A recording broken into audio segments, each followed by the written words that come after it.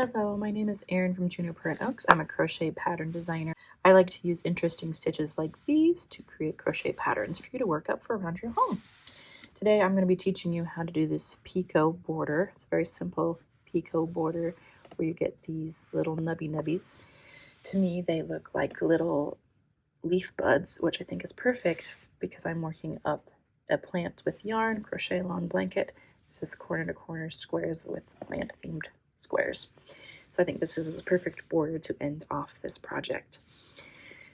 So basically what this is I'm working 3 single crochets, chaining 3 and slip stitching that chain to the single crochets in order to get these little picots here. So I'm going to just show you how that is.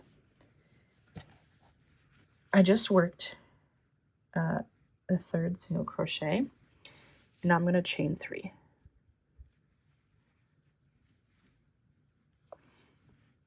Okay, now I'm going to work a slip stitch into that single crochet at the base of the chain 3, but I'm going to do a little bit different than the normal slip stitch. I'm going to, that single crochet stitch, has that V on the top. You got your front loop and your back loop. I'm going to go down through the front loop, right through the middle of the stitch, and the front loop is in the front.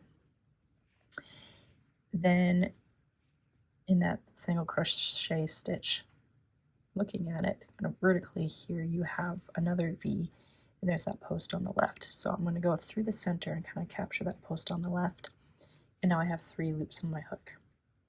I've got that vertical V, that V on top, and then the original loop on the hook. I'm going to grab the yarn and pull through all 3 of those loops for my slip stitch. Sometimes you got to coax it along a little bit. Oops.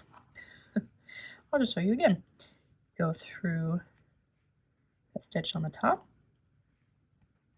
and then go through the center of the post there,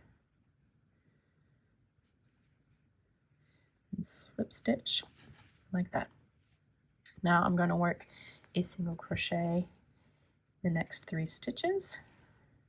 So 3 single crochets, and then we're ready for a picot again. Chain 3, and we're going to insert a hook through the top of that stitch, then through the center of the stitch. Now I have my 3 loops on my hook. I'm going to work my slip stitch. Okay, then a single crochet in the next 3 stitches. So that is the basic picot stitch border. I'm just going to be doing that all the way around, hoping that it'll even out in the end, that I have the right number of stitches. But you can make your picots look a little bit different. You can chain 4 instead of just chaining 3 to add a bit more point, make those a bit taller. You could space them out a little bit differently by having a different number of single crochets between each picot. I just like how this looks. Tell me, what do you think? Do you like my tutorial for creating this simple Picot border? Have you ever done this before?